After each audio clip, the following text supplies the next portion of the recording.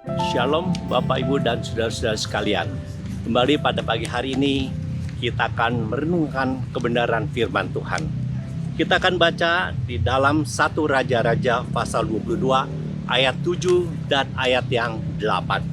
Tetapi Yosafat bertanya, "Tidak adakah lagi di sini seorang nabi Tuhan supaya dengan perantarannya kita dapat meminta petunjuk?" Ayat yang ke-8, jawabnya Raja Israel kepada Yosafat, "Masih ada seorang lagi dengan perantaranya dapat diminta petunjuk Tuhan, tetapi aku membenci dia, sebab tidak pernah ia membuatkan yang baik tentang aku, melainkan malapetaka. Orang itu ialah Mika bin Yimba." Kata Yosafat, "Janganlah raja berkata demikian." Membenci, di dalam ayat 8 dikatakan, "Tetapi aku membenci dia." Pernahkah saudara membenci seseorang? Membenci nasihatnya, membenci kata-katanya, atau membenci yang lainnya? Pada saat itu, Raja Israel waktu ditanya oleh Yosafat, "Adakah lagi di sini seorang nabi Tuhan yang daripada yang kita meminta petunjuk?" Tapi Raja Israel berkata, "Ada, tetapi aku membenci dia, sebab tidak pernah ia menubuatkan yang baik tentang aku, melainkan malapetaka." Dan seterusnya. Nah saudara, membenci, seringkali tanpa sadar kita membenci seseorang. Nah, dalam kita membenci ini, apakah kita sadar bahwa membenci adalah hal yang tidak baik? Membenci adalah hal berarti kita tidak mengasihi dia.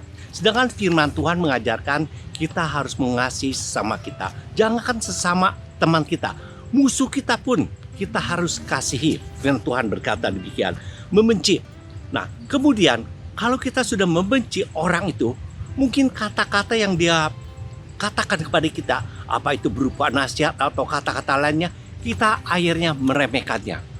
Sebenarnya nasihat itu mungkin baik bagi kita, tapi karena pertama kita sudah membenci dia, jadi kita meremehkan segala nasihatnya, segala kata-katanya, yang mungkin itu semuanya untuk kebaikan kita, untuk membangun kita, tapi kita meremehkan kata-kata dia karena kita pertama sudah membenci dia. Kemudian setelah kita meremehkan, tentu saja kita menolak. Ya, wah, saya sudah tidak mau dengar lagi kata-kata dia. Saya tidak mau dengar lagi nasihat dia. Akhirnya apa saudara? Kita mengikuti rasa hati kita dan membenci ini terus membekas. Akhirnya membenci ini bisa mengakibatkan dosa. Sebab itulah saudara, kita jangan sekali-sekali membenci orang lain. Membenci segala apa yang dia katakan kepada kita. Walaupun mungkin perkataannya itu sangat menyakiti hati kita, tapi lebih baik kita introspeksi diri kita. Kita renungan, apakah kata-katanya itu bermanfaat bagi kita atau tidak. Bila tidak, ya sudah, kita remehkan saja itu. Kita tidak usah dengarkan lagi. Tapi bila itu sangat membangun dan menguatkan iman kita, apa salah yang kita terima? Walaupun itu sangat menyakiti hati kita.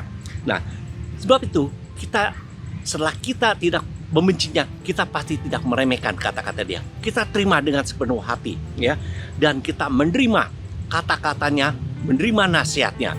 Dengan demikian, kita bukan hanya mau yang menerima yang baik saja apa yang kita dengar, tapi juga apa-apa yang tidak baik, ya. Mungkin sekali lagi saya katakan, yang tidak kita dengar tidak baik itu untuk menguatkan iman kita. Jangan seperti Raja Israel, ya. Dia maunya menerima hal-hal yang baik, nasihat-nasihat yang baik, nubuat yang baik. Itu untuk apa? Untuk menyenangkan hati sendiri. Biarlah kita sama-sama merenungkan firman Tuhan pada pagi hari ini. Jangan kita membenci seseorang. Jangan kita membenci perkataannya atau nasihatnya. Kemudian kita meremehkannya, apalagi kemudian bisa menolak segala kata-katanya, ya. Bukan menolak kata-katanya lagi, mungkin juga kita menolak kehadiran daripada orang itu. Kita tidak mau lagi dekat-dekat orang itu. Karena apa?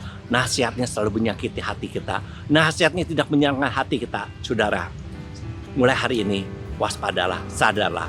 Firman Tuhan, ya, diberikan kepada kita bukan hanya melalui gembala, bukan hanya melalui pendeta, bukan melalui firman Tuhan yang kita dengar atau kita baca melalui Alkitab, tapi mungkin daripada orang-orang di sekitar kita, ya. Mungkin nasihat itu tidak baik, di dalam pendengaran kita, tapi kita harus renungkan segala apa yang berupa apapun nasihat yang kita terima itu, asal kita renungkan, kita camkan demi untuk kebaikan kita terima.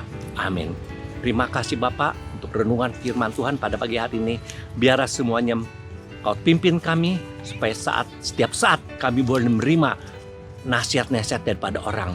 Walaupun nasihat itu sangat menyakiti hati kami, tapi kami harus sadar bahwa apa untuk kebaikan kami boleh menerima. Biarlah Roh Kudus akan memimpin dan menguatkan hati kami, iman kami semuanya, supaya kami terus teguh dalam penyerahan kami kepadamu. Dalam nama Tuhan Yesus kami sudah berdoa. Amin.